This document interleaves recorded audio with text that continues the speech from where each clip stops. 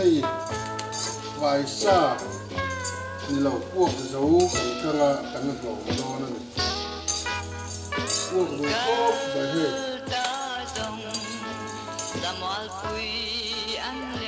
khó phải hay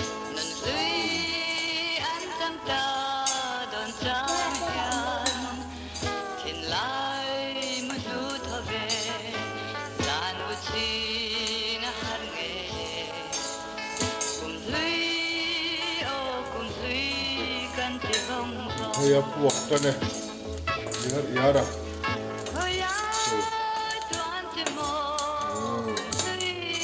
buộc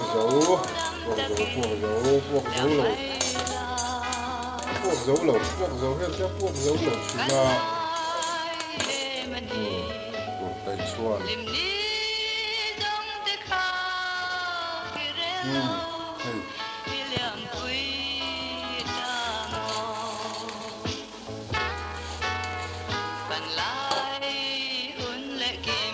buộc dấu lồng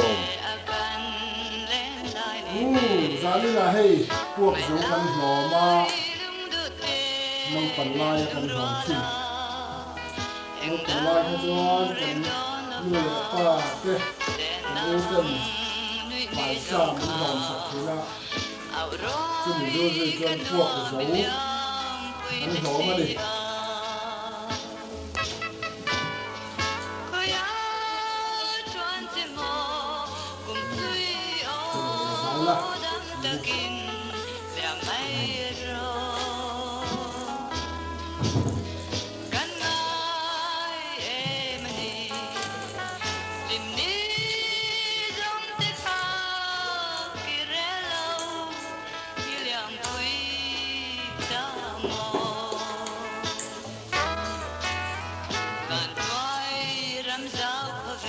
yan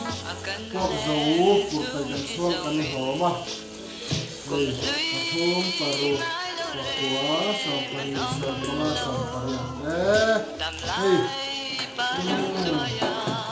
căn hổ mới căn hổ đấy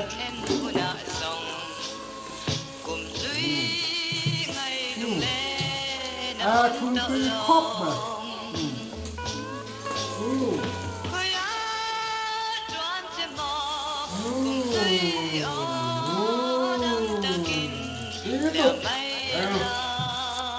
dán như là buộc cái dấu trong chính là đúng chuẩn buộc dấu phải sao cho hơi ăn lom chín à dán như là ăn lom to nè để trong buộc mê buộc cả để tên là con à